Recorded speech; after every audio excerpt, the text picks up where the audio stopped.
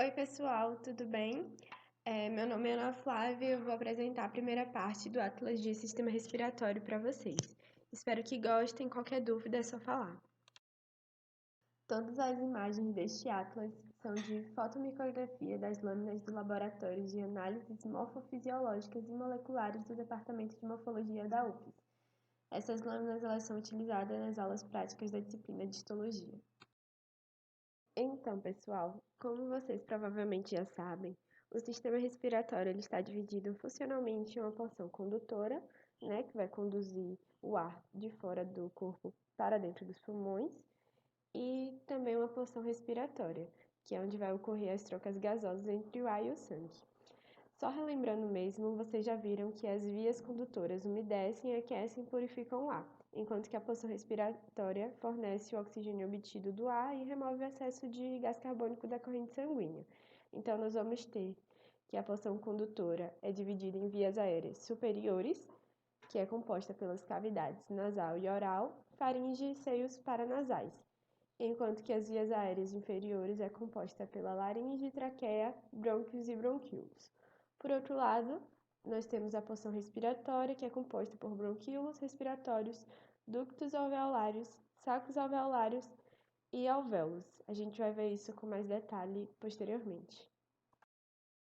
Então, gente, dando início ao estudo das fossas nasais, vocês vão ver que as fossas nasais elas são divididas em três regiões: vestíbulo, região olfatória e região respiratória.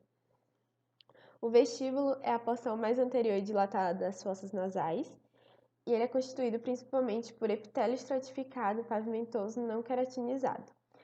Ele tem também a lâmina própria da mucosa, que ela é originada a partir do tecido conjuntivo da derme. E a gente consegue ver também a presença de fibrisas no vestíbulo, que vão auxiliar na filtração do ar, tudo bem? A região olfatória, por sua vez, ela está situada mais na porção superior das fossas nasais. Ela é revestida pelo epitélio olfatório e vai conter quimiorreceptores da olfação. Caso vocês estejam se perguntando, o epitélio olfatório ele é um neuroepitélio colunar pseudoestratificado, que é formado basicamente por três tipos de células: as células de sustentação, as células basais e as células olfatórias. As células de sustentação ela tem um formato mais prismático, as células basais elas são menorzinhas, pequenas, arredondadas e situam-se na região basal do epitélio, entre as células olfatórias e as de sustentação. E as células olfatórias, elas são neurônios bipolares, e ao contrário das células de sustentação, elas vão ter os núcleos localizados em uma região mais inferior, uma porção mais inferior. A gente vai ver também a presença de lâmina própria, que vai ter as glândulas de Bowman, que são glândulas serosas. Na verdade, são glândulas ramificadas tubuloacinosas alveolares, tudo bem? Já a região respiratória, ela vai ser uma região recoberta por epitélio pseudoestratificado colunar ciliado e vai ter a presença de muitas células caliciformes, né? Seria o epitélio respiratório. E também vai ter uma lâmina própria que vai conter as glândulas mistas, né? Que são glândulas serosas e mucosas. Então, pessoal, nesse slide a gente vê uma fotomicrografia de fossa nasal num momento de 40 vezes. Nessa imagem dá para ver bem o que eu tinha dito no slide anterior. Tá sinalizado certinho onde está o vestíbulo, a porção respiratória, a porção olfatória ela vai estar mais à direita. A gente vai ver que a cavidade nasal é esse espaço em branco, né? Dá para ver certinho a cartilagem alina, né? Formando um septo cartilaginoso. Nessa imagem dá para a gente ver também tecido ósseo, tecido conjuntivo, e no mais a gente vai destrinchando mais posteriormente. Essa imagem é a mesma do slide passado, porém no aumento maior, né? Tem um recorte mais específico. Na parte mais superior, como está sinalizado, é o epitélio olfatório. A gente consegue ver o tecido ósseo também. E abaixo a região olfatória, certo?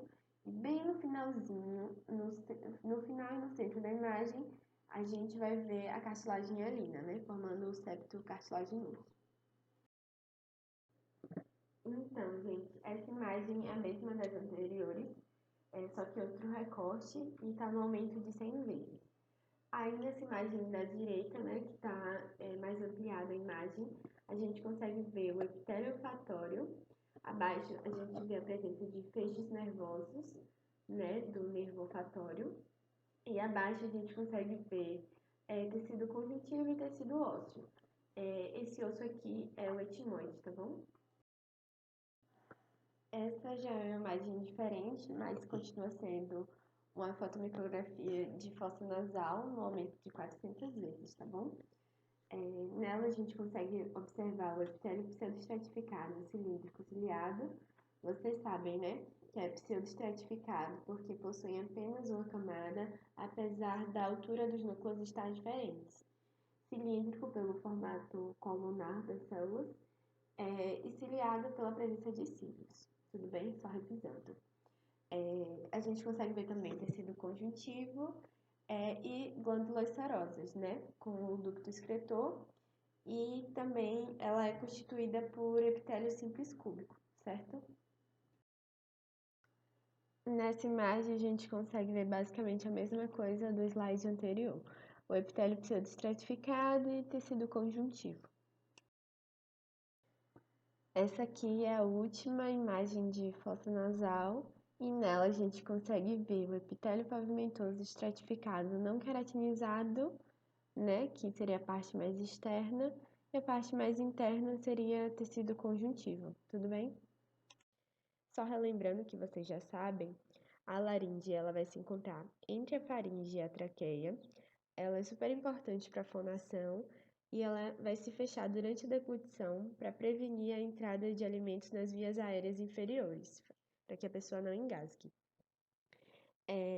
Já a traqueia ela é a continuação da laringe e termina dando origem aos dois brônquios principais, que são extrapulmonares. Entrando na histologia propriamente dita, nós vamos ver que o revestimento epitelial da laringe ele é variável. Na face ventral, parte da face dorsal do epigote e também nas cordas vocais verdadeiras, o epitélio está sujeito a desgaste. Então, ele vai ser do tipo pavimentoso, estratificado, não queratinizado. Já nas demais regiões, vai ter o epitélio respiratório com cílios que batem em direção à faringe. A traqueia também, ela é um tubo revestido internamente por epitélio respiratório.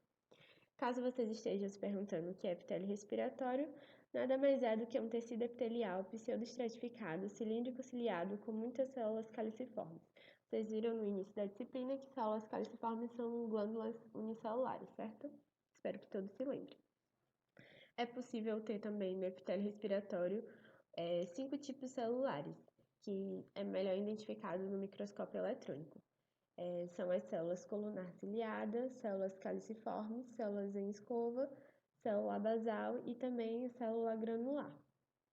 Mas isso é mais a parte teórica.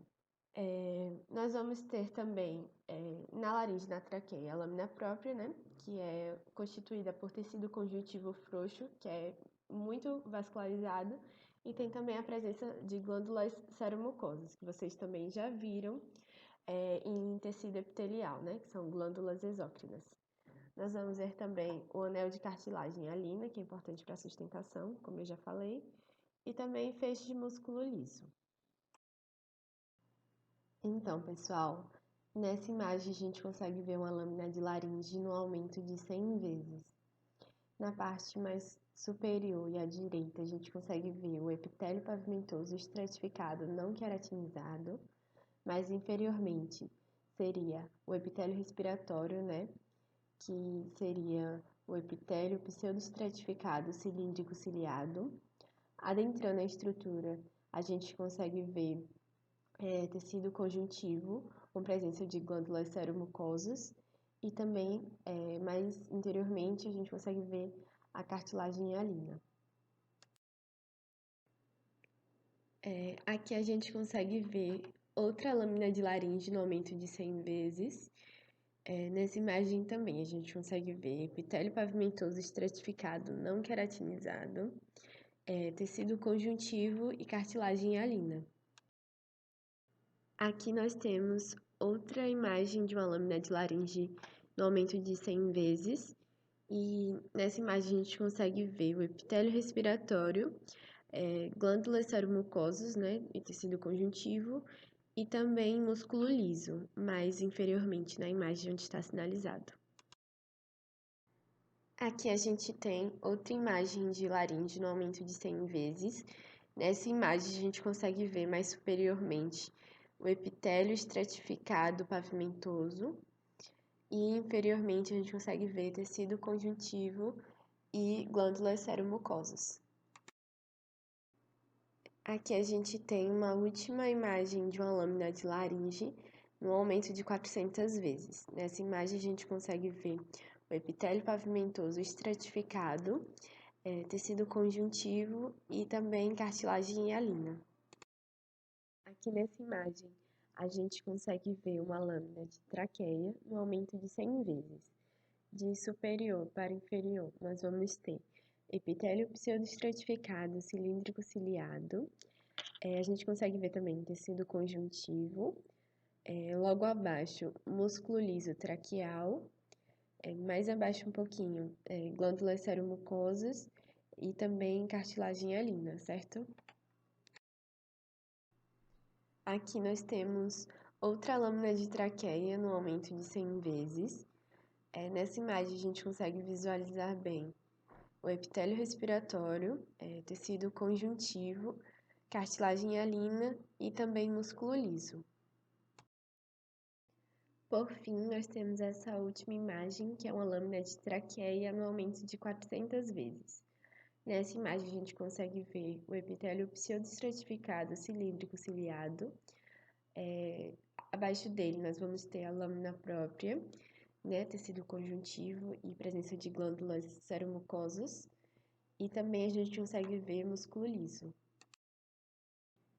Por fim, pessoal, finalizo com a referência utilizada, que foi o Histologia Básica do Junqueira.